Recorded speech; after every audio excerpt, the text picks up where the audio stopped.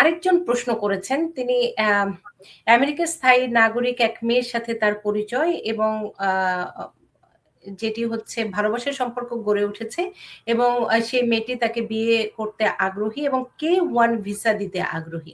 আপনার কাছে জানতে আগ্রহী যে K1 ভিসা পাঠানোর পর কি বাংলাদেশে আমেরিকার দূতাবাস অফিস থেকে উনার ভিসাটি হবে কিনা, অনুমতি দিবে কিনা?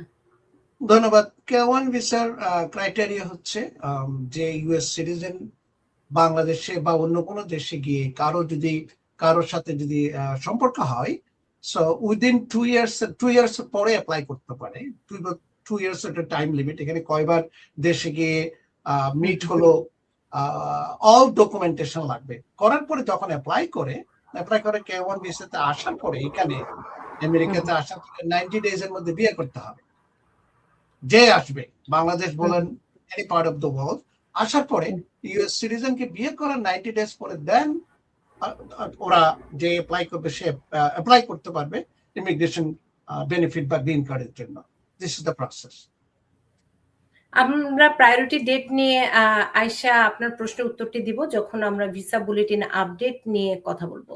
সুমন হোসেন সুমন প্রশ্ন করেছেন, তিনি তার ওয়াইফ ইন্টারভিউ ডেট পেয়েছে সামনের মাসে এবং তার 3 বছরের একটি মেয়ে আছে, তার কেস এখনো অ্যাপ্রুভ হয়নি, এখন তার কি করণীয়?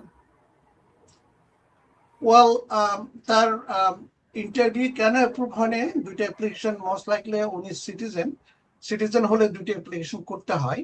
তো এখন ইন্টারভিউ যেহেতু ওনার ওয়াইফের হয়ে আসছে, উনি আমার ধারণা ওনার মেয়ের কেসটা এখনো ইউএসসিএস এ পেন্ডিং আছে বা অ্যাপ্রুভ হয় নাই।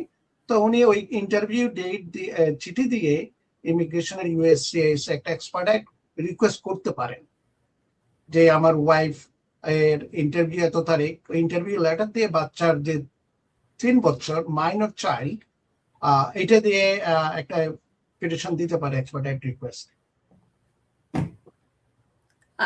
একই সাথে আসার কথা না, কারণ হচ্ছে বাচ্চাটি তো ছোট।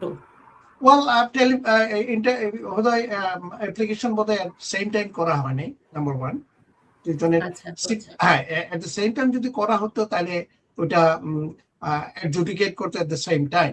এখন যদি নাও দেয় ভিসা, তো এমবাসিতে গিয়ে বলা যেতে পারে যে যাতে ওয়াইফ যদি ইন্টারভিউতে যায় ওনাকে জিজ্ঞেস করবে তুমি কি ভিসা নিবা না তোমার বাচ্চার জন্য তুমি ওয়েট করবা।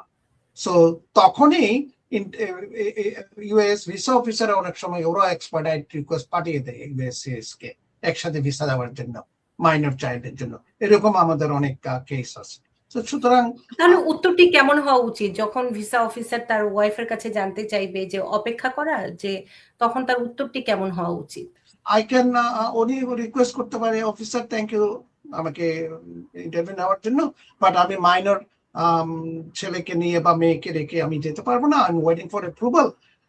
উড ইট পসিবল তোমরা কি কোনো এক্সপার্টাইট রিকোয়েস্ট ইন্টারনালি সেন্ড করতে পারো কিনা, অথবা can you give me a letter, কারণ একটা চিঠি দিলে আমি নিজেই এটা এক্সপার্টাইট রিকোয়েস্ট করে ইনপুট করতে পারি, সেটা করা যেতে পারে।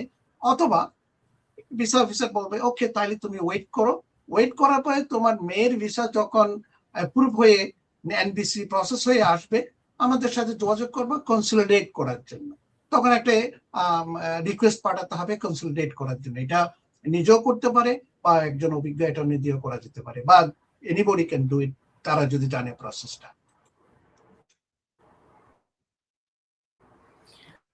আমরা একটা ছোট্ট বিরতিতে যাই, এই বিরতির পর আরো বেশ কটি বিষয় নিয়ে আলোচনা করবো এবং এর সাথে প্রশ্ন করেছেন সে প্রশ্নগুলো উত্তর দিব এবং উত্তর দেওয়ার চেষ্টা করব যেটি ভিসা বুলেটিন আপডেট নিয়ে আপনারা সবসময় জানতে চান, সেটির আপডেটও জানাবো যে কোন সাল